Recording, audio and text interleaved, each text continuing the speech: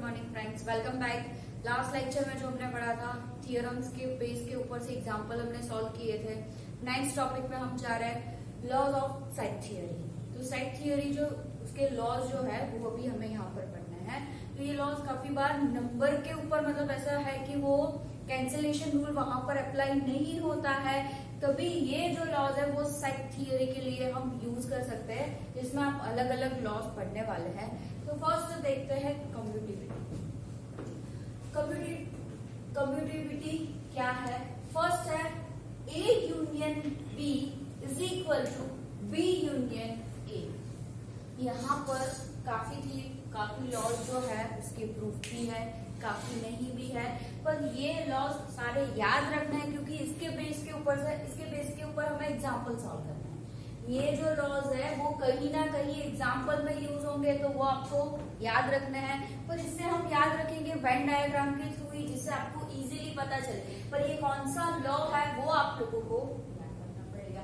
A union B is equal to B union A and A intersection B is equal to B intersection A। इसका मतलब ये दोनों equal है। कैसे equal है? क्योंकि A यूनियन B करो उसके इक्वल आंसर आ रहा है B union A।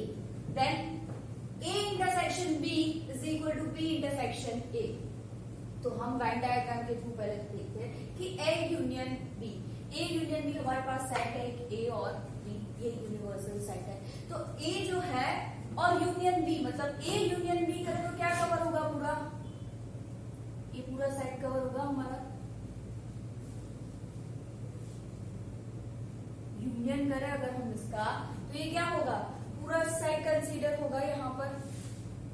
A union B is equal, अगर मैं B यूनियन A तो ये सेकेंड सेट है, तो B यूनियन है तो यही कंसीडर होगा पूरा सेट। तो इसका मतलब क्या हुआ? ये दोनों चीज क्या है? इक्वली हुई। दोनों की वैल्यू अगर सेट जो है, सेट के अंदर जो भी एलिमेंट्स अगर हम उसको सेट करें, देखें कि A यूनियन B और B यूनियन A वो इक्वली है। अब हम इसको लैंग्वेज में प्रूव करते हैं कि दोनों कैसे इक्वल है। तो first A union B is equal to B union A।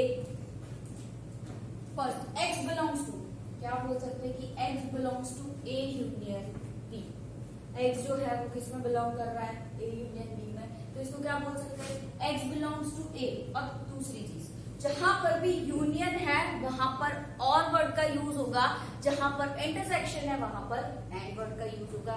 तो ये चीज याद रखनी है। तो यहाँ पर यूनियन है तो इसको हम क्या बोलेंगे? और X बिलोंग्स टू A और X बिलोंग्स टू B, इसको लिख सकते हैं इजीली। अब X बिलोंग्स टू B और X बिलोंग्स टू A, इसको आगे पीछे भी लिख सकते हैं, बीच में और ही है हमारा एंड होगा। तो हम सोचते हैं X बिलोंग्स टू B और X बिलोंग्स टू A, तो अब X belongs to B union A लिख सकते हैं क्योंकि ये X में ही बिलोंग कर रहा है। और है इसके लिए बीच में क्या यूज किया? यूनियन। तो B यूनियन A। तो ये क्या बोल सकते हैं कि A यूनियन B सबसेट और equal to B union A। ये हमने फर्स्ट चीज प्रूव की कि A यूनियन B जो है वो किसके अंदर है? B यूनियन A के अंदर है। सबसेट और इक्वल टू ये इसके अंदर है पूरा। अब कन्वर्सली प्रूव करते हैं। Conversely let us assume that X belongs to B union है। जैसे हमने पहले लिया था A यूनियन B, हम सेकंड ले रहे हैं B यूनियन A। तो X बिलोंग्स टू B और यूनियन है उसकी वजह से, और X बिलोंग्स टू A। अब X बिलोंग्स टू A पहले भी लिख सकते हैं X बिलोंग्स टू A और X बिलोंग्स टू B। अगर बीच में और है तो वापस X किस में बिलोंग कर रहा है? X belongs to A union B लिख सकते हैं। तो वापस से B यूनियन A सबसेट और equal to A union B। From equation number 1 and 2, A union B किसके अंदर है? B यूनियन A के अंदर। सेम वैसे ही B यूनियन A किसके अंदर है? A union B। इसका मतलब दोनों क्या हो गए? इक्वल हो गए। A union B is equal to B union A। इसको आप वेन डायग्राम के थ्रू भी दिखा सकते हो और लैंग्वेज के थ्रू भी आप उसको प्रूव उसकी दिखा सकते हो। तो ये चीज याद रखनी है। अगर आपको वेन डायग्राम अच्छे से समझ में आया तो सारे लॉज आप लोगों को अच्छे से समझ में आएंगे। तो ये था फर्स्ट। Then second associativity. अब ये जो है सेकेंड प्रूव हमने नहीं किया है, सिमिलरली आप यही लैंग्वेज से उसको प्रूव कर सकते हैं। यहाँ पर A इंटरसेक्शन B हो जाएगा। अगर हम इसका वेन डायग्राम चेक करें तो क्या होगा, ये ए है, बी सेट। अब इसका क्या करना है, इंटरसेक्शन, मतलब कि यही पोर्शन आएगा हमारे पास। सेम चीज बी इंटरसेक्शन है, अगर ये बी सेट है और ये है, इसका इंटरसेक्शन निकालना है तो भी यही चीज आएगी। इसका मतलब क्या है, दोनों वैल्यूज सेम है, मतलब कि इक्वल। Next associativity. एसोसिएटिविटी क्या है, A union B union C, मतलब यहाँ पर ब्रैकेट है तो सब क्या बीच में यूनियन ही है, तो इसको कैसे लिख सकते हैं हम, ए यूनियन, मतलब जो ब्रैकेट सेकंड लाइन था वो ब्रैकेट हमने फर्स्ट ले लिया, A union B union C. बहुत ही इजी है associativity. Then A intersection B intersection C, जो ब्रैकेट है तो पहले हमने ब्रैकेट कन्वर्ट किया, A intersection B intersection C. तो ये था एसोसिएटिविटी, इजी है। यूनियन है, कहीं पर इंटरसेक्शन नहीं है, यूनियन है तो सब जगह यूनियन है, इंटरसेक्शन है तो सब जगह इंटरसेक्शन, तो आप ब्रैकेट को कहीं भी लिख सकते हो। Next distributivity. Distributivity, A intersection, बहुत अच्छे से यहाँ पर ध्यान देना है कि A intersection B union C, पहले इंटरसेक्शन है देन बी यूनियन सी, उसको क्या बोलेंगे, A intersection B union A intersection C. Actually में ये चीज ऐसा नहीं है कि आप फर्स्ट टाइम पढ़ रहे हो, ये चीज 11th स्टैंडर्ड में आप लोगों को आ ही चुकी है, ये ऐसा नहीं है कि फर्स्ट टाइम आप ये चीज देख रहे हो। Then A intersection B union A intersection C, ये दोनों चीज इक्वल है, वो हमें यहाँ पर प्रूव करना है। सेकेंड इंटरसेक्शन था तो बाहर यूनियन आ गया, अंदर इंटरसेक्शन, तो उसको क्या लिख सकते हैं, A union B intersection A union C. ये दोनों चीज इक्वल है, ये यहाँ पर हमें पता नहीं है, हम दोनों में से कोई एक ही प्रूफ ले रहे हैं, सपोज कि हम सेकंड प्रूफ ले रहे हैं, तो क्या है, A union B intersection C is equal to A union B intersection A union C. तो let x belongs to A union B intersection C, तो अब क्या बोल सकते हैं इसको, x belongs to A union है तो, और x belongs to b intersection c। अब x belongs to a और अब यहाँ पर इंटरसेक्शन है तो क्या आ जाएगा बीच में word, and x belongs to b and x belongs to c। x belongs to a और x belongs to b and x belongs to a और x belongs to c। x belongs to a union b, क्योंकि ये a और b दोनों में belong कर रहा है तो यूनियन आ जाएगा। x belongs to a union b, यहाँ पर b यूनियन ही आएगा बीच में, and x belongs to a union c, जहां पर भी और है वहां पर यूनियन, एंड है वहां पर intersection. x belongs to a union b and है तो इंटरसेक्शन a यूनियन c, तो इसका मतलब क्या हुआ, a union b intersection c subset और equal to A union B intersection A union C, मतलब कि उसमें सबसेट और इक्वल टू, यहाँ पर हमने फर्स्ट टाइम किया था, तो इसको देखो एग्जाम्पल, इसको देखो क्वेश्चन नंबर 1। हम कन्वर्सली सेम वैसा ही प्रूव कर सकते हैं कि A union B intersection A union C, x belongs to, consider कर दो, लैंग्वेज में लिखो, जहां पर यूनियन है वहां पर और एंड है वहां पर इंटरसेक्शन। वैसे ही तो उसको क्या लिख सकते हैं, conversely we can prove A union B intersection A union C subset और equal to A union B intersection C. तो दोनों इक्वेशन इक्वल हो जाएगी कि A union B intersection C equal to A union B intersection A union C. इसको Venn diagram के through देखें तो पता चलता है कि यहाँ पर क्या चीज है। तो फर्स्ट ए तो है सेट हमारे पास, ए यूनियन पहले तो बी इंटरसेक्शन सी, तो यहाँ पर तो पहले 3 सेट है, तो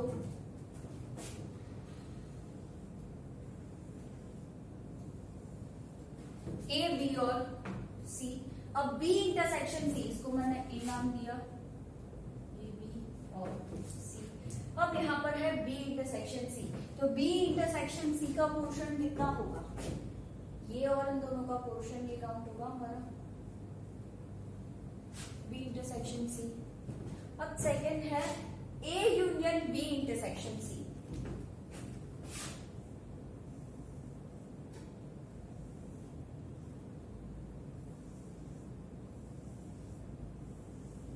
हमारा ए बी और सी यूनियन करना है, मतलब कि मर्ज करना है। किसको मर्ज करना है? जो बी इंटरसेक्शन सी फाइंड किया और जो ए है पूरा उसको हमें यूनियन करना है। तो कौन सा पार्ट होगा? एक तो बी इंटरसेक्शन सी मतलब कि ये पोर्शन होगा और ए पूरा।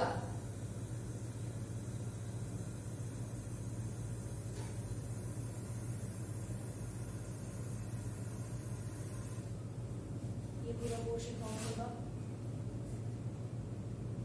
ये पूरा, ये आ गया और ये बी इंटरसेक्शन सी। अब ये चीज तो अभी सिर्फ एक साइड हमने प्रूव की है, A union B intersection C. अब ये चीज प्रूव करते हैं, ए यूनियन बी। ये फर्स्ट था बी इंटरसेक्शन सी, ये था A union B intersection C. अब फाइंड कर रहे हैं हम A union B, A B and C, A B. यहां पर लिखना मतलब कि यूनिवर्सल सेट। अब A union B, A union मतलब कि पूरा है, इंटरसेक्शन नहीं है, यूनियन है, मतलब ए और बी को क्या करना है? मर्ज करना है। तो ए पोर्शन पूरा और ये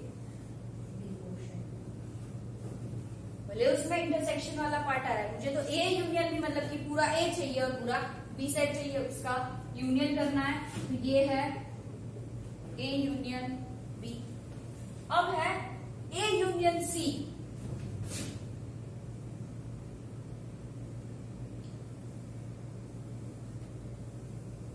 ए बी सी। अब यहां पर क्या बोला है? A union C.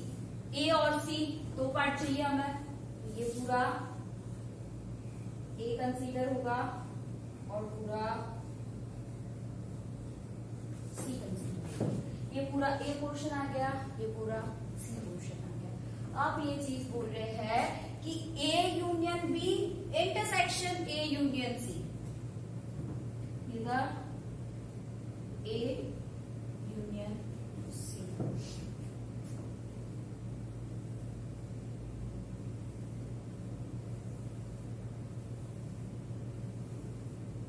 A B और सी। ए यूनियन बी जो था, ए यूनियन सी जो था, उसका इंटरसेक्शन निकालना है, मतलब उन दोनों में से जो कॉमन है वो हमें निकालना है। तो ए यूनियन बी, उसका ये पोर्शन आ रहा है ए यूनियन सी। तो अब चेक करना है कि इन दोनों में से कॉमन कितनी चीज है। तो पहले तो ये जो इंटरसेक्शन वाला पार्ट है वो कॉमन है।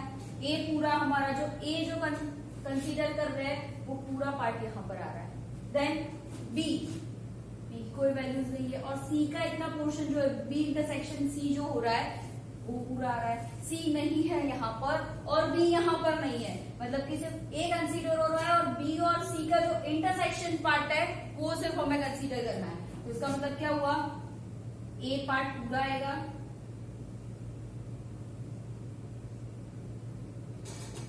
ये पोर्शन ए जो ले रहे पूरा कॉमन है, ए यहाँ पर और यहाँ पर। अब ये नीचे का पोर्शन नहीं है, बी यहाँ पर, सी और यहाँ पर बी नहीं है, तो सिर्फ ये इंटरसेक्शन पॉइंट जो है वो बी इंटरसेक्शन सी कॉमन है। ये चीज कंसीडर होगा, मतलब कि ये क्या है? A union B intersection A union C. अब इसको किसके साथ कंपेयर करना है? इक्वालिटी क्या है? A union B intersection C, A union B intersection C. तो हम देख सकते हैं कि ये वेन डायग्राम दोनों सेम है, ए पोर्शन और ये बी इंटरसेक्शन सी वाला। ये पोर्शन मतलब कि A union B intersection C is equal to A union B intersection A union सी।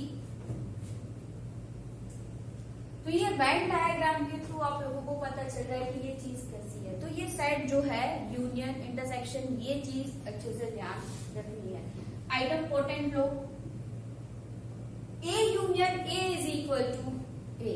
सीधी बात है कि ये हमने वेन डायग्राम ड्रॉ किया जिसमें ए पार्ट है उसका ये universal A, second union A, second हम ड्रॉ करें पूरा ए कंसीडर होगा, उसका यूनियन मतलब कि यही चीज का हम वापस यूनियन करें तो वो इटसेल्फ ही आएगा ए। सेम चीज अगर उसका हम इंटरसेक्शन भी करें तो भी वो चीज क्या आएगा इटसेल्फ ए। तो A union A is equal to A intersection A is equal to A. तो ये चीज थी 4 लॉज जो पढ़े, पर ये जो है वो हमने 5 डेफिनेशंस जो आगे पढ़ी थी उसके बेस के ऊपर ही है। फर्स्ट क्या था, यूनियन, कोई भी सेट है ए यूनिवर्सल सेट। यूनियन मतलब क्या है, दोनों को मर्ज करना, तो भी सेट है, सपोज यहाँ पर ए और बी 2 सेट है, पूरा मर्ज करो मतलब कि ये क्या हो गया ए यूनियन बी। सेकेंड चीज इंटरसेक्शन ए और बी, तो इसका इंटरसेक्शन पॉइंट बीच का होगा तो A intersection B. Then component, तो क्या है ए बार, इसको हमने डिनोट किया था, मतलब कि ए जो सेट है उसके अलावा जितनी भी जो भी एलिमेंट्स या जो भी सेट है जो वैल्यू है वो पूरा क्या काउंट होगा ए बार, वो कंसीडर होगा हमारा ए बार। ये हो गया कॉम्प्लीमेंट। देन डिफरेंस, डिफरेंस क्या है अभी, डिफरेंस मतलब आपको 2 सेट दिए गए हैं ए और बी। सपोज मुझे लिखना है ए माइनस बी, तो इसका मतलब ये हुआ जो x है x belongs to A and x does not belongs to B. x जो है वो a में बिलोंग कर रहा है, मतलब कि ये a सेट है, और b तो वो सिर्फ a में कंसीडर होगा, does not belongs to b, मतलब कि a माइनस b। तो ये जो 4 डेफिनेशंस है, और एक डिफरेंस, सिमेट्रिक डिफरेंस लास्ट एक डेफिनेशन थी, वो है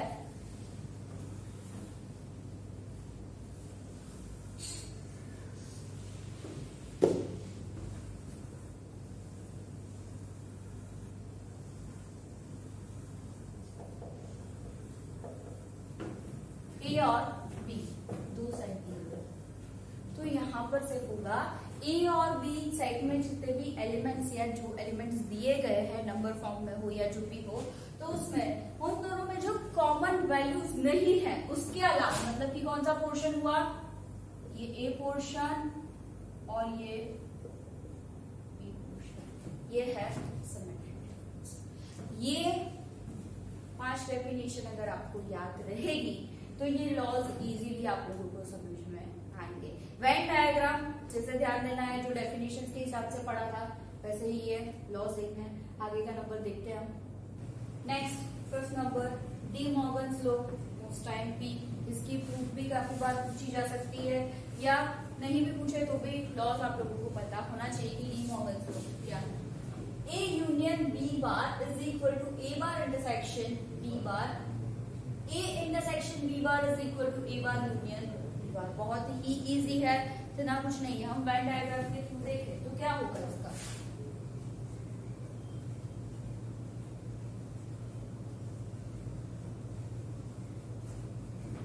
सपोज कि ये ए और बी आप लोगों को 2 सेट दिए गए हैं,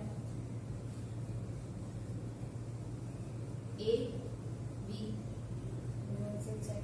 अब ए यूनियन बी बार, अब ए यूनियन बी बार है तो ये क्या होगा, उसके अलावा की वैल्यूज होगी। कॉम्प्लीमेंट मतलब बार मतलब क्या होता है कि जो सेट दिया गया है उसके अलावा की सारी वैल्यूज, तो ये कंसीडर होगा वहां पे।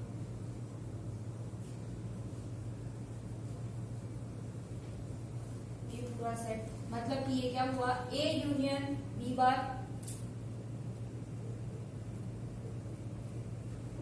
Okay, A union B bar. अगर हम ए बार और बी बार को चेक करें तो सपोज कि एक ये सेट है ए, तो ये ए बार मतलब क्या होगा, इसके अलावा की जो वैल्यूज है वही कंसीडर होगी।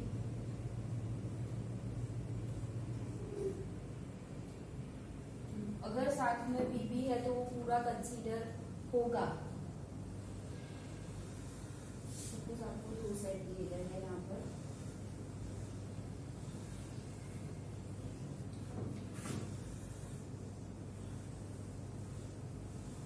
ये ए है और ये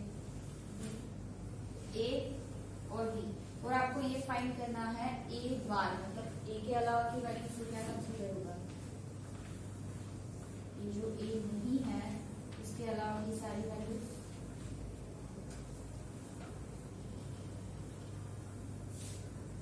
तो ये पूरा ए बार कंसीडर होगा। वैसे ही हम बी बार चेक करें तो क्या होगा, बी के अलावा की सारी वैल्यूज कंसीडर होगी, वो क्या होगा, बी बार। तो अगर हम इसका इंटरसेक्शन करें, यूनियन करें या intersection, A intersection A bar intersection B bar भी काउंट कर सकते हैं। तो ये दो सेट है, ए और बी, ए बार और बी बार, मतलब कि इसके अलावा की जो वैल्यूज है वो काउंट होगी, इंटरसेक्शन हो या यूनियन, तो कि ये पूरा सेट काउंट होगा। तो ए यूनियन बी देखो, और ए बार इंटरसेक्शन बी बार, दोनों चीज क्या हो गई, इक्वल हो गई। तो अगर इसको हम लैंग्वेज के थ्रू देखें तो ये क्या है, A union B bar is equal to A bar intersection B bar, A union B bar is equal to x such that x does not belongs to A union B. मतलब कि इसका क्या है कि ए यूनियन बी में x जो है वो बिलोंग नहीं कर रहा है, तो x such that x does not belongs to A and x does not belongs to B. हाँ, यहाँ पर ये क्वेश्चन हो सकता है कि u है तो और क्यों नहीं आया, पर यहाँ पर ये चीज है कि ये इन दोनों में किसी में भी बिलोंग नहीं कर रहा है। यहाँ पर ऐसा नहीं है कि ये और ये, इन दोनों में से वो किसी में भी बिलोंग नहीं कर रहा है। तो and x does not belongs to A and x does not belongs to B, मतलब वो दोनों में से किसी में भी बिलोंग नहीं कर रहा है। तो x belongs to A बार, अगर वो A में बिलोंग नहीं कर रहा है तो वो किस में बिलोंग करेगा, A बार में, मतलब जो यूनिवर्सल सेट है तो A कंसीडर नहीं होगा, तो उसके बाहर की सारी वैल्यूज, तो x belongs to A bar and x belongs to B bar, and है तो intersection A bar intersection B bar. तो यहाँ पर ये चीज कैन बी प्रूव, अगर a बार इंटरसेक्शन b बार इसके इक्वल टू हमने प्रूव किया, तो सेम चीज वैसे हम ये प्रूव कर सकते हैं, a intersection b bar is equal to a bar union b bar. तो ये सेट, मतलब ये जो लॉ है डी मॉर्गन्स लॉ, आप लोगों को याद रखना है। हाँ, एक बार आप लोग इस चीज का स्क्रीनशॉट ले लेना, क्योंकि ये जो लॉज है आप लोगों को पढ़ने के लिए और एग्जाम्पल में भी काम आएंगे। Next 6 number, absorption law, A union A intersection B is equal to A। Actually यहाँ पर प्रूफ की इतनी जरूरत नहीं है, ये सिर्फ आप लोगों को समझा है और कभी पूछा जाए, इसीलिए बाकी ये सिर्फ लॉज याद रखने हैं कि आपको एग्जांपल में कैसे यूज करना है। A union A intersection B is equal to A। तो एक्चुअली मैं आप लोगों को वेन डायग्राम के थ्रू दिखाऊं तो इजीली आप लोगों को ये चीज समझ में आएगी कि ये कैसे हो रहा है। A इंटरसेक्शन B, ये A सेट है, ये B है, A B union A intersection B, मतलब कि सिर्फ ये पोर्शन होगा, ओके, A इंटरसेक्शन B। अब A union A intersection B करना है, A इंटरसेक्शन B तो हमने फाइंड कर लिया, अब उसमें मुझे क्या यूनियन करना है, A, तो हम इसे में डायरेक्टली लिख सकते हैं कि मुझे A भी कंसीडर करना है, उसका यूनियन करना है, तो ये भी आ गया पोर्शन, और अब A का यूनियन करूं तो A सेट क्या है, ये पूरा सेट कंसीडर होगा, ये A, तो इसके इक्वल टू क्या मिला, वापस A ही मिल गया, इसको लिख सकते हैं A union A intersection B is equal to A ही बन जाएगा। अगर मैं A को पूरा कंसीडर करूं तो ये हमारा A होगा। सेम वैसे ही A intersection A union B is equal to भी क्या होगा, A होगा। तो ये है absorption law. Properties of the complement, A bar is equal to U minus A। U मतलब क्या है, यूनिवर्सल सेट, तो A bar U minus A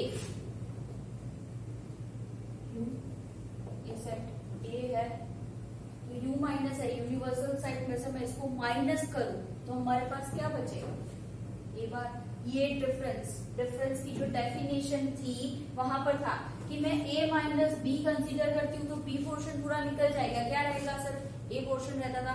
वैसे ही सेम ये यूनिवर्सल सेट है, उसमें से मैं a को माइनस कर दूं तो क्या चीज बचेगी मेरे पास, ये चीज बचेगी। तो इसको हम क्या बोलेंगे, a बार, a कॉम्प्लीमेंट मतलब, तो a bar is equal to u minus a लिख सकते हैं। इसका यूज एग्जाम्पल में कहीं पर a बार दिया जाए या u माइनस a दिया जाए तो उसको हम a बार वहां पर यूज कर सकते हैं।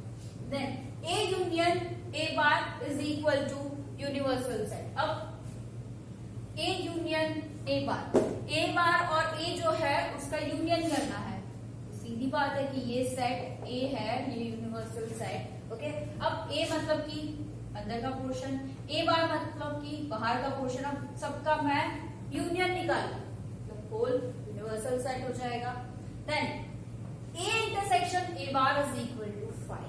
अब a और a बार, अब पहले तो ये चीज है a और a बार दोनों डिफरेंट सेट है, उसमें कभी कोई चीज कॉमन नहीं हो सकती है। तो अगर मैं उसका इंटरसेक्शन करूं तो मुझे कभी कुछ मिलने ही नहीं वाला है, तो उसका आंसर क्या होगा 5। ये a यूनियन, ये पूरा बाहर का जो है वो a बार। अब उसका इंटरसेक्शन निकालू तो कोई चीज तो कॉमन होनी चाहिए, जो हमारे पास कोई भी चीज कॉमन नहीं है। ये बाहर का जो सेट है वो a बार है, ये a है, तो a intersection a bar is equal to 5 bar is equal to universal set.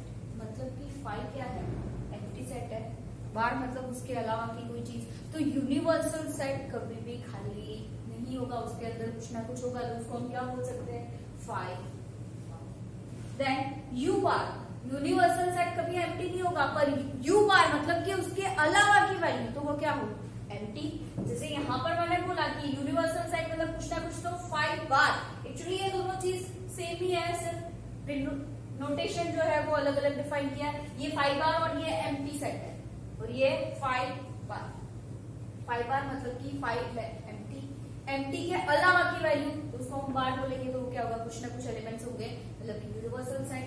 अगर u बार, u मतलब यूनिवर्सल सेट और u बार मतलब उसके अलावा की वैल्यू, मतलब कि कुछ भी नहीं, तो उसके इक्वल टू क्या होगा एम्प्टी सेट। ये था properties of the complement. Next double complement. Double complement मतलब हमने एक कॉम्प्लीमेंट तो पढ़ा जो था हमारा a बार, मतलब कि इसके अलावा की जो वैल्यूज है वो हमारी a बार है।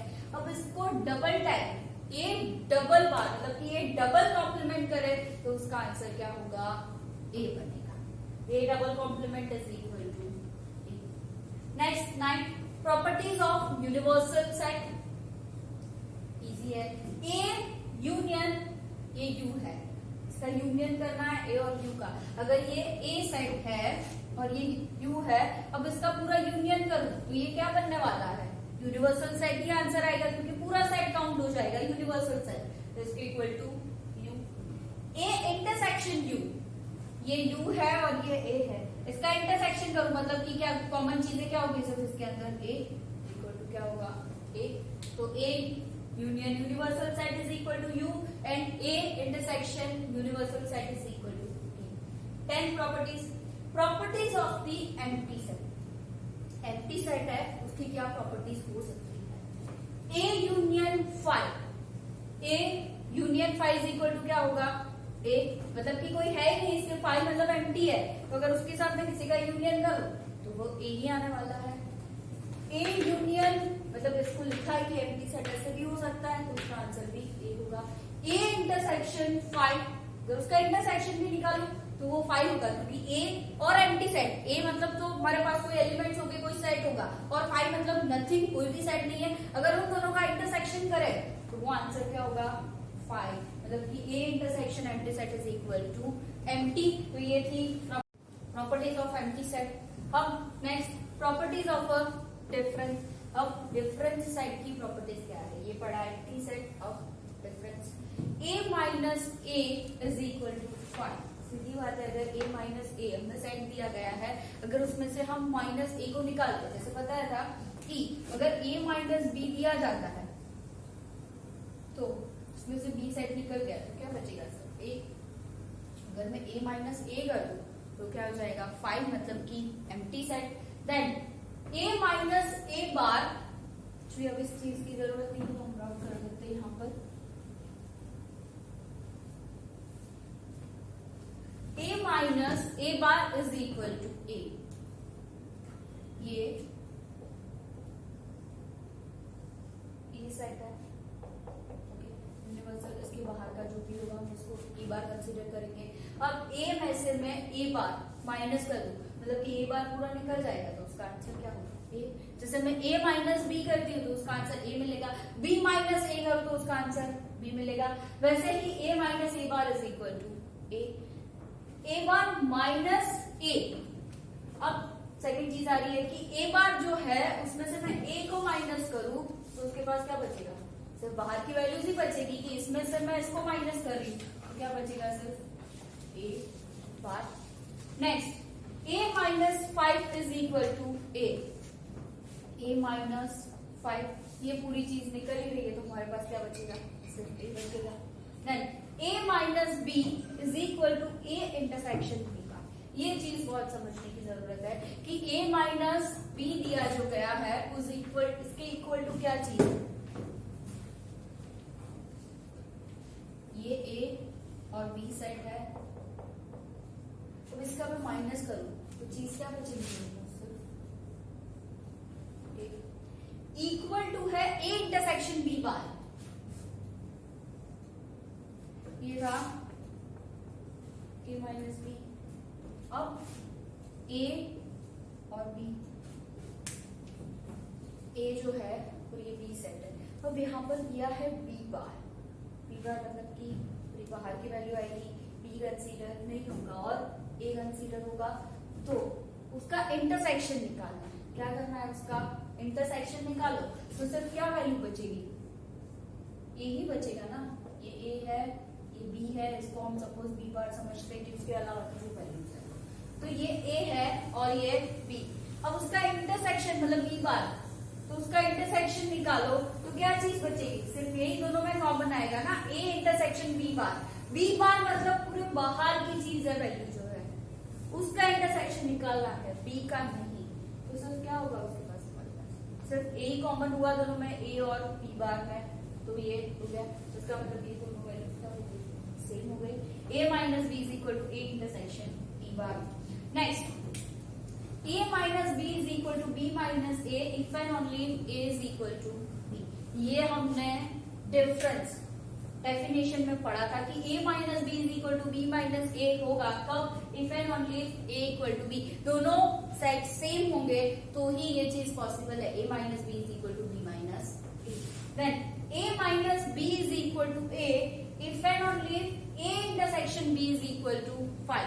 a इंटरसेक्शन b निकाले और उसका आंसर हमें 5 मिले, मतलब कि दोनों सेट डिसजॉइंट हो, अलग अलग हो, तो a minus b is equal to क्या हो सकता है, a minus b is equal to 5 if and only if a subset और इक्वल टू b, मतलब a b के अंदर होना चाहिए तभी ये चीज पॉसिबल है कि a minus b is equal to 5। यहाँ पर ये 3 कंडीशंस दी है इफ एंड ओनली इफ, तो वहां पर थोड़ा हमें ध्यान देना। Next 12 properties of symmetric difference.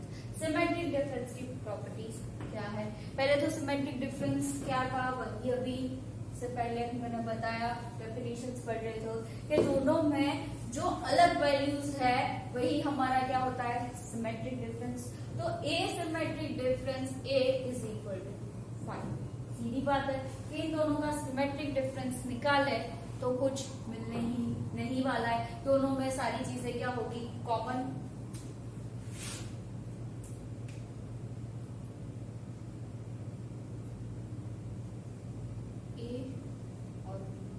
ये जो दो सेट है उसमें ये चीज बताई थी कि इसके अलावा की जितनी भी वैल्यूज होती है a और b में जो कॉमन वैल्यूज नहीं है वो हमारा होगा सिमेट्रिक डिफरेंस, मतलब कि a सिमेट्रिक डिफरेंस b। तो a सिमेट्रिक डिफरेंस a, इसी का मैं इसमें से फाइंड करूं तो उसका आंसर क्या होगा, 5 मिलेगा, मतलब कुछ सेट हमें नहीं, एलिमेंट्स कुछ भी नहीं मिलेंगे। a symmetric difference five is equal to A, five मतलब नथिंग, तो ए जो है वो तो हमें वापस मिलने ही वाला है, तो उसका आंसर क्या होगा ए। एसिमेट्रिक डिफरेंस यूनिवर्सल सेट, हमारे पास सेट है ए और ये है यूनिवर्सल सेट, उसका सिमेट्रिक डिफरेंस निकालूं तो कि कौन सी चीज बचेगी, मतलब मैंने ये बोला है कि जो दो वैल्यूज है उसके अलावा की, कॉमन के अलावा के जो एलिमेंट्स होंगे ना वो हमारा सिमेट्रिक डिफरेंस बनेगा। सपोज कि ए है हमारा 2 3 5 6, बी है हमारा 6 7 5 4, तो ये ए सिमेट्रिक डिफरेंस बी जो है इन दोनों में जो सेम वैल्यूज है उसके अलावा के एलिमेंट्स, मतलब कि क्या बोले 2 3 5 कॉमन है, 6 कॉमन है, 7 ये हमारा हुआ सिमेट्रिक डिफरेंस, मतलब उसके अलावा की वैल्यू। तो ये चीज कैसे प्रूव होगी कि ए सिमेट्रिक डिफरेंस यूनिवर्सल सेट, तो ये पूरा काउंट नहीं होगा, तो इसका मतलब क्या काउंट होगा, सिर्फ हमारे पास बाहर की वैल्यू, तो ये क्या हुआ हमारा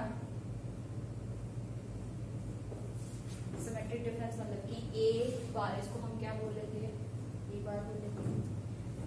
ए symmetric difference A bar is equal to U, दोनों में कोई चीज कॉमन नहीं आने वाली है, उसका सिमेट्रिक डिफरेंस फाइंड करें, मतलब कि पूरा क्या मिलेगा यूनिवर्सल सेट, दोनों का सिमेट्रिक डिफरेंस फाइंड करेंगे तो last A symmetric difference B is equal to A union B minus A intersection B. ये चीज हम एक बार वेन डायग्राम के थ्रू चेक कर लेते हैं।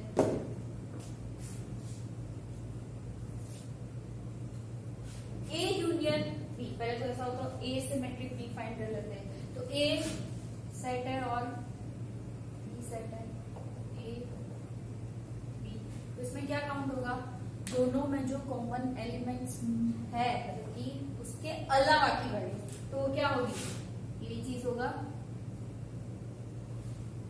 ओके ये है ए सिमेट्रिक डिफरेंस बी, तो अब ए यूनियन बी,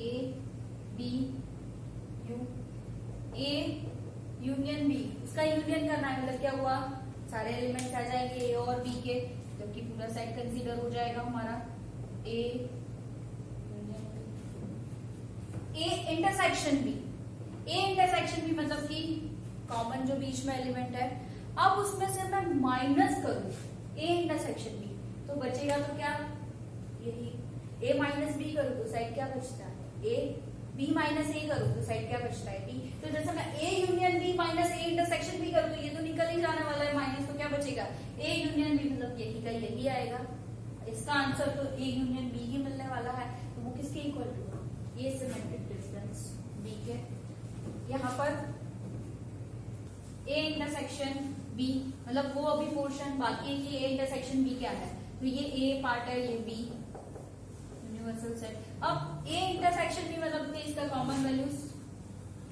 तो ये था ए इंटरसेक्शन बी, अब क्या करना है A union B minus A intersection B, तो ये चीज जो है वो उसमें से माइनस करनी है, तो ये हमारा जो सेट बनेगा